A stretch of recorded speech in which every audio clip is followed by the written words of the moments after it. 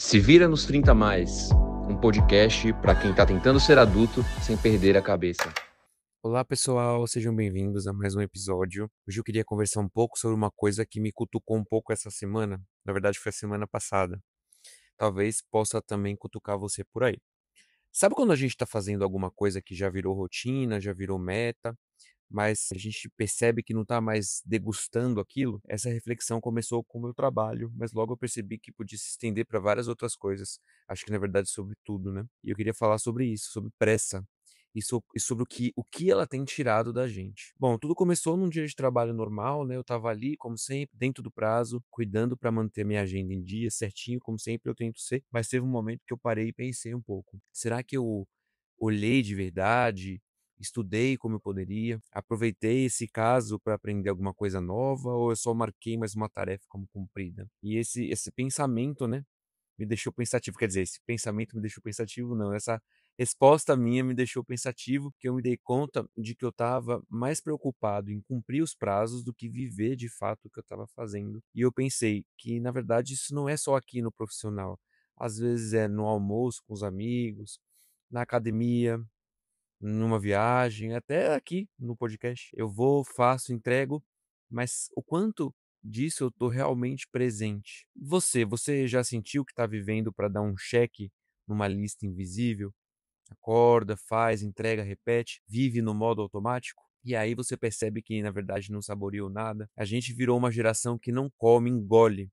E às vezes eu até como de pé, que não vive, executa. E o pior, muitas vezes a gente se orgulha disso. Olha como eu sou eficiente, né? Olha quantas coisas eu consigo fazer num dia, mas o que será que a gente está perdendo no meio desse caminho? Tem um filósofo sul-coreano que se chama Byung-Chul Han, que escreveu um livro que se chama A Sociedade do Cansaço. Ele diz que a gente deixou de ser uma sociedade de obediência disciplinar, que proíbe, onde tudo era imposto, e viramos uma sociedade de performance, em que antes a gente precisava de setores da sociedade para impor a ordem, né, como o exército, a igreja, presídios, leis, né? Não que não tem hoje em dia, né? Mas agora a gente mesmo se cobra, se pressiona, se explora. A gente é o patrão e a gente é o funcionário. Colocaram isso na nossa cabeça. E a gente já sabe, né, onde isso termina, né? Em exaustão. Porque na verdade nunca fica suficiente. Sempre dá para fazer mais, ser mais, entregar mais rápido. E eu até queria falar um pouquinho sobre esse livro que chama Sociedade do Cansaço, desse autor sul-coreano. Vou falar o nome dele de novo. Eu acho que eu estou falando certo. É Byung-Chul Han. E assim, vamos falar um pouquinho das ideias desse livro. Passa do não pode, né, da sociedade que antes era proibitiva, ao você consegue, né? Então, antigamente era marcado por normas, proibições, vigilância, que é o modelo de Foucault de poder. Foucault é um filósofo francês que questiona um pouco os modelos de governantes, de governanças, né? E para um modelo de hoje em que tudo é incentivo, né? Agora nós mesmos nos cobramos a render, a performar, a melhorar, né? A otimizar. O modelo antigo, né? Quando era questionado, ele gerava revolucionários, né? Já o modelo atual, ele gera pessoas frustradas, gera doenças mentais como depressão, ansiedade, burnout, né? Porque colocaram na nossa cabeça que se não está dando certo, a culpa é nossa. E o primeiro capítulo desse livro já começa de um jeito super pesado, né? E verdadeiro, né? O capítulo se chama Violência Neuronal. Nesse capítulo, ele diz pra gente que é uma forma de violência sistêmica esse sistema contemporâneo que a gente vive, né? E o autor ele argumenta, né, que a violência não é nem externa, né? Mas ela provém do próprio sistema que incute na nossa cabeça, né? E resulta em problemas como depressão, TDAH, síndrome do burnout. Ele analisa essa violência como diferente da violência imunológica, né? Ele traz um livro, né, que antes, no século XX, o grande problema assim que matava as pessoas era a violência imunológica, né? Então, as epidemias, né, gripe espanhola, né? A gente até viveu, né, no século XXI o Covid, né? Mas aí foi, na verdade, um ponto fora da curva, né? Mas enquanto que no século XX o que matava era a violência imunológica, né?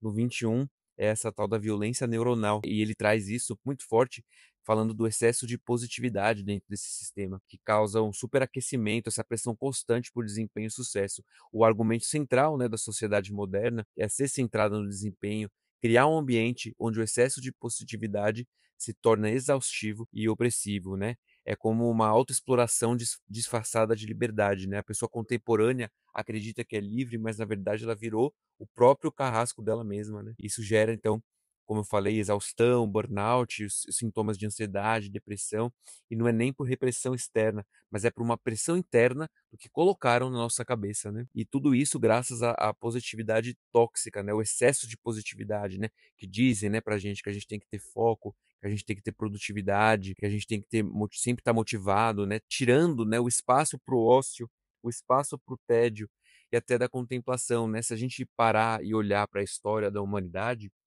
Muitos muitas das teorias de filosofia e até de descobertas mesmo científicas, elas foram feitas durante o ócio, né. Então muitos dos filósofos gregos, né, da antiguidade, os pensamentos deles vieram de momentos de ócio, né, estavam lá de boa, e aí começaram a ter as ideias, né, não foi de momentos que eles tinham várias metas para cumprir ao longo do dia, né. E quando a gente tem essa meta, essa coisa da produtividade, é como se o tempo ele desaparecesse, né, das nossas mãos, né.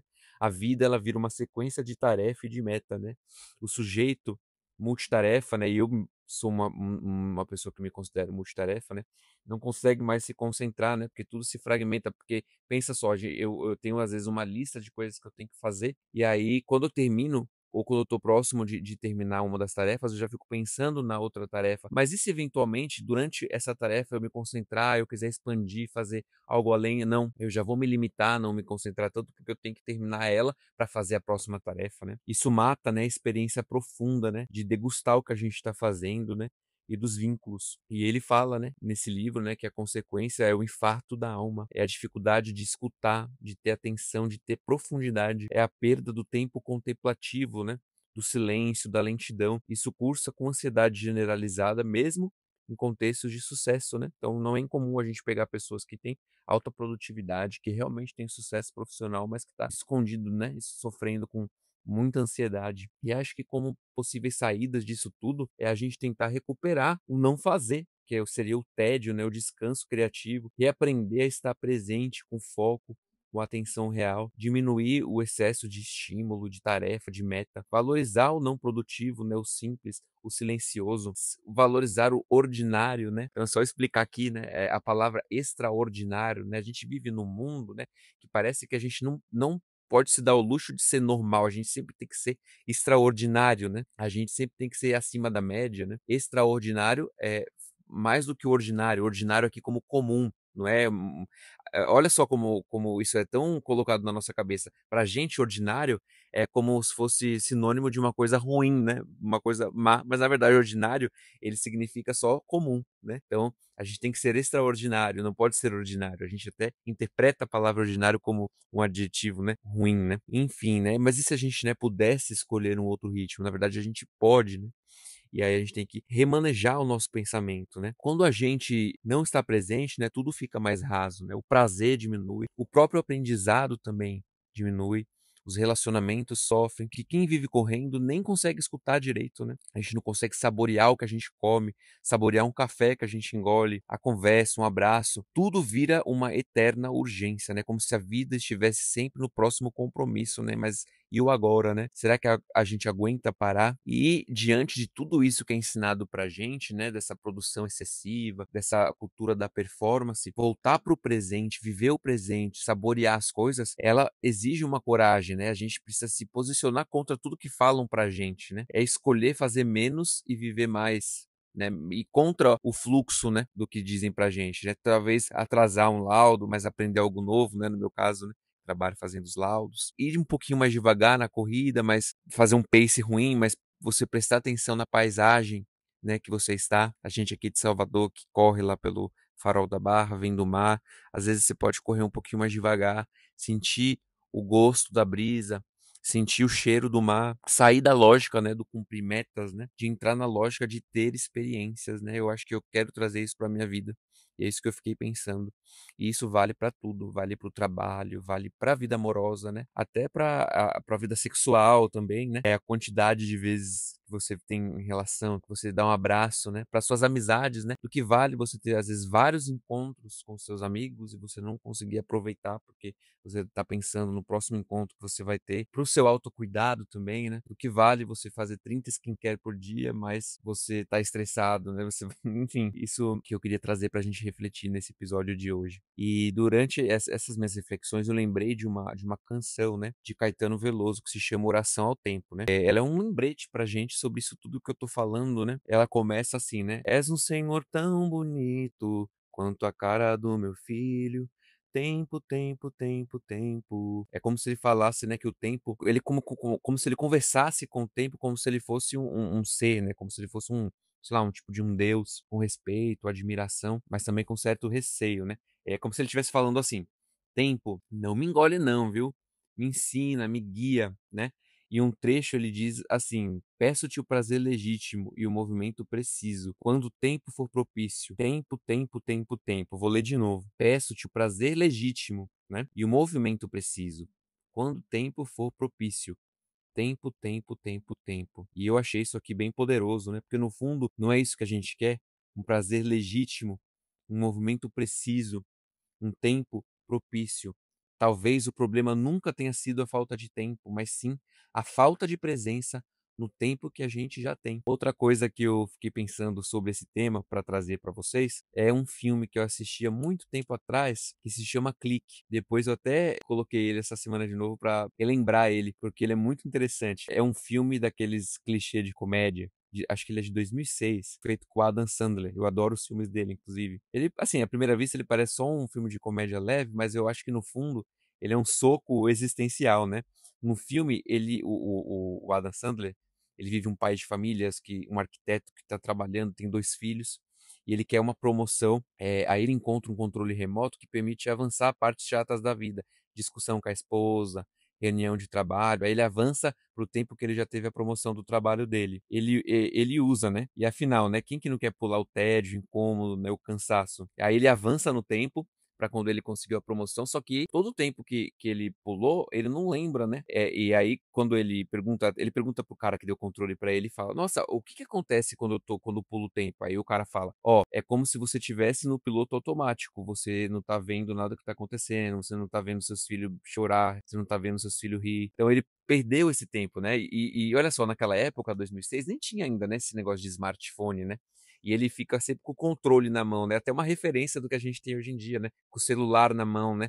Às vezes a gente fica com o celular na mão pensando na vida, lendo e-mail, vendo o WhatsApp, resolvendo coisas de trabalho, no meio de uma reunião da família, e é como se a gente estivesse nesse modo automático que o Adam Sandler tava no filme, né? O que acontece? Ele vai passando tanto no tempo que ele não vê os filhos dele crescer, ele não vê os pais deles, quando ele passa no tempo, o pai dele já morreu, e ele de fato alcançou o que ele queria, mas ele não degustou o tempo, né? Então ele deixou o tempo escorrer pelas mãos dele, né? Então aos poucos ele percebe, né, que ao acelerar a dor ele também perdeu o gosto das coisas boas, né? Pediu para pular os conflitos e perdeu o crescimento, pediu para pular o trabalho e perdeu os aprendizados que o trabalho deu.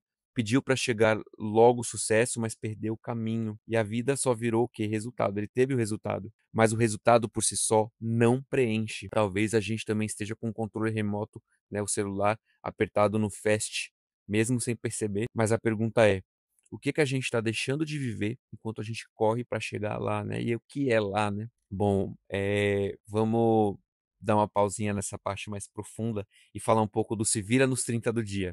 Hoje é um domingo, aqui que eu tô gravando.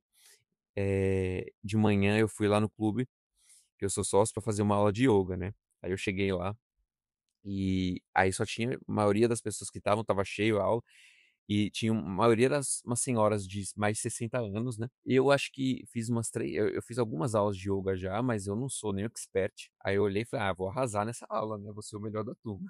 De repente, quando eu olho para o lado, tá uma senhora lá fazendo a posição da aranha de costas e eu que não conseguia nem colocar o pé do lado. Passei a maior vergonha da minha vida, mas foi bom, deu para relaxar. Mas, enfim, Outra coisa que aconteceu hoje, agora mais cedo eu fui no mercado para fazer as compras, né, porque quando a gente é adulto, a gente tem que fazer mercado, a gente tem que organizar essas coisas de casa, além de tudo o resto, né. E aí eu, com a cabeça na lua, fui colocando as coisas no meu carrinho, e tal. De repente eu olho para o meu carrinho e falo: "Meu Deus, mas esse carrinho tá tão diferente, não tem nada das coisas que eu coloquei nele dentro". Aí, ao mesmo tempo, eu vejo uma moça andando, assim, desesperada pelos corredores procurando o carrinho dela, moral da história. E eu peguei o carrinho da mulher, pensando que era o meu, estava lá andando, colocando as outras coisas dentro. O meu carrinho estava perdido do outro lado do mercado e eu com a cabeça em outro lugar, não estava nem sabendo onde estava mais meu carrinho. Enfim, voltando aqui para o que a gente estava falando, e até um pouco disso também, né, eu estava querendo fazer o checklist da minha das compras que eu tinha que fazer, não prestei atenção,